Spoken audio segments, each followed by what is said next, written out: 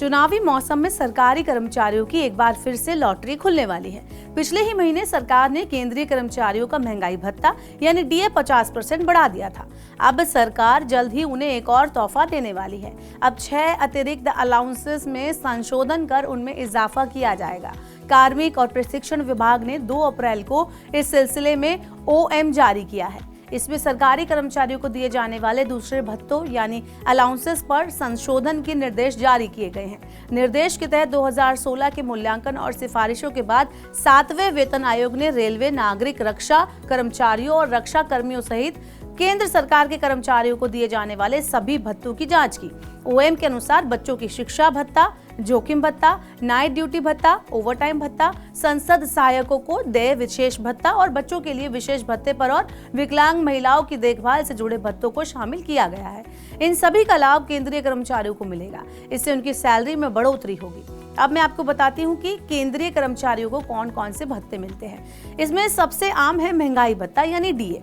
इसके अलावा मकान किराया भत्ता यानी एचआरए और कन्वेंस अलाउंस भी लोकप्रिय है। इसके अलावा आगे है डेपुटेशन अलाउंस, पेंशन भोगियों के लिए निश्चित चिकित्सा भत्ता, उच्च योग्यता भत्ता, छुट्टी यात्रा रियायत, लीव इनकैशमेंट और नॉन प्रैक्टिसिंग भत्ता भी सरकारी कर्मचारियों को दिया जाता है।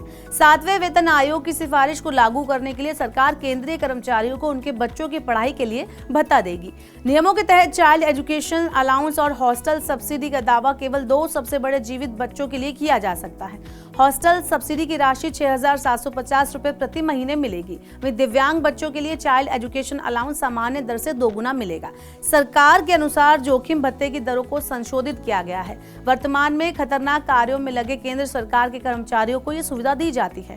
इसके अलावा जिनके काम का एक निश्चित अवधि में स्वास्थ्य पर हानिकारक प्रभाव पड़ेगा, उन्हें यह अलाउंस दिया जाएगा। केंद्रीय कर्मचारियों को नाइट ड्यूटी अलाउंस भी मिलेगा। जो कर्मचारी जैसे रात 10 बजे से सुबह 6 बजे के बीच ड्यूटी करते हैं, उन्हें रात की ड्यूटी के प्रत्येक घंटे के लिए 10 मिनट का एक समान वेटेज दिया जाएगा।